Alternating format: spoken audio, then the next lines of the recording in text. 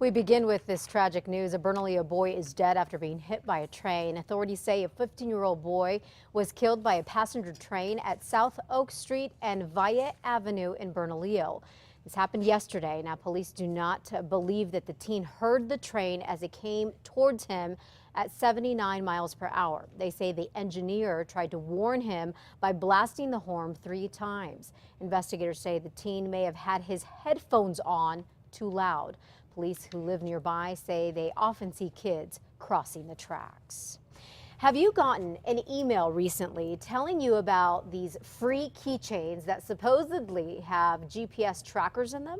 Yeah, the messages are going all around Albuquerque right now, but get this, they may be simply a hoax. In fact, UNM's police department even got an alert from a crime prevention group warning that people are giving away the keychains, then tracking you to see when you're gone so they can go break into your home. There are even stories that people were giving away the keychains at UNM recently, but it turns out all of this probably just an urban legend. But the whole thing doesn't really make sense for someone to spend all that money on the technology when they can just follow you from wherever they're at or... Exactly. Now, we called this Tri-State Crime Prevention Group and a detective who originally supposedly sent out this alert to New Mexico yesterday, but that number just rang and rang. The last person wanted for breaking into a Walmart in Los Lunas on Christmas Day is now in jail in New York. Police think that this man, Gary Wilson, drove the getaway truck and stood watch while 4 other guys went inside the Walmart and stole $30,000 worth of electronics and 6 guns from there. The U.S. Marshals caught Wilson in an apartment complex in Buffalo recently. Police have arrested the other 4 people they think are involved, and officers have gotten those guns back. Take a look at this guy you're about to see. Police in Albuquerque want him for a violent home invasion. According to police, Raul Ortega was one of 3 men who broke into a house about 2 weeks ago. Police say the guys bound the homeowner with duct tape and electrical cords, put a gun to his head, and assaulted him and stole his debit card. Now, police think Ortega was working with 19-year-old Joel Meeks, who is suspected, by the way, in a string of other violent crimes. Meeks was caught the night of this home invasion. The baseball cap bank bandit is at it again. The FBI says a man wearing a baseball cap with an American flag on the front of it hit up a Wells Fargo at Coors and Sequoia just before 5 last night. Now, his picture here is with the cap. He has a mustache here. This one is similar to the guy who robbed 2 banks on Tuesday, one near that same intersection. Cops say this guy also is getting more aggressive too.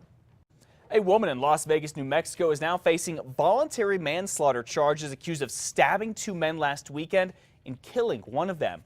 Police say Antoinette Armijo killed Toby Armenta and stabbed another man a number of times overnight on Friday. They arrested Ms. Armijo on Saturday and say that she told them she stabbed the men in self-defense.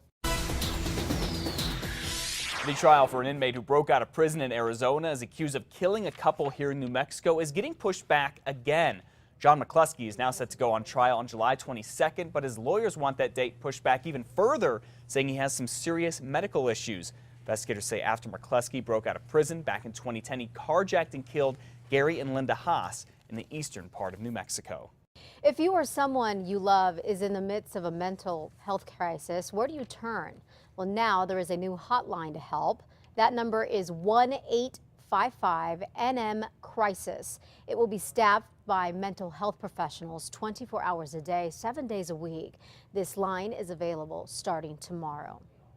San Juan County is leading the state with having new technology to have first responders know what to look for in a crisis. It's actually a system that's called Smart 911. It's a totally voluntary national safety database, and it allows people to create a profile with their personal information. Things like medical conditions, medications, and how many kids are in the home, specific details that would help a first responder. Now, the information is given to Smart 911. That information is secured, and there is no cost to register for this program. If you would like to sign up, we have put a link on our website. Just head over to KRQE.com and click on news links. One family here in Albuquerque is very thankful this morning after firefighters saved its dog yesterday. Family's home here on Prairie near Montgomery and San Pedro caught fire about 1 yesterday afternoon. Everyone got out okay, but then they realized the dog was still inside. That's when firefighters rushed in there, got the pooch out, put the fire out. They still have not said what started it. And another home in Albuquerque that has been a constant and very dangerous problem is now a thing of the past. It's near 4th and Griegos. Should say it was near 4th and Griegos Northwest. It was demolished here yesterday, about a year after the city ruled that no one could ever live in it. Now, despite that, the home has caught fire 3 times in the last 4 months, including one time last weekend. Neighbors say people who had been living there before had been selling drugs out of the home. Investigators think squatters started those fires. Buildings named after living people in New Mexico might be soon prohibited if Senator Mark Moore's proposed bill is passed. The Republican lawmaker from Albuquerque introduced a bill that would put an end to the so-called monuments to me. Moore uses the case of Manny Aragon as an example. Lowell Elementary School named its library after the former Senate leader who currently is serving time in federal prison for accepting kickbacks in the Metro Court building scandal. Also, a proposed plan by Representative Nate Cote, a Doña Ana County Democrat, is to ban animal killing contests. It has been presented.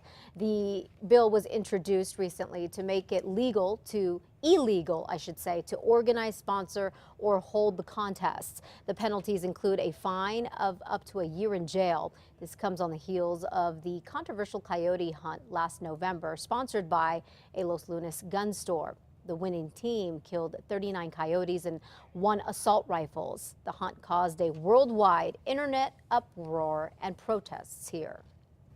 Well, it's a reunion a year and a half in the making. Yes, a dog that disappeared from Kentucky and somehow wound up right here in New Mexico is finally back with its owners after an emotional reunion at the Sunport yesterday. Mandy Smith didn't think that she'd ever get to see Puka again. After she went missing. Again, Kentucky all the way to New Mexico. But then about 2 weeks ago, Puka was roaming the streets up in Espanola and got sent to the Humane Society. That's where workers scanned her microchip and called Mandy.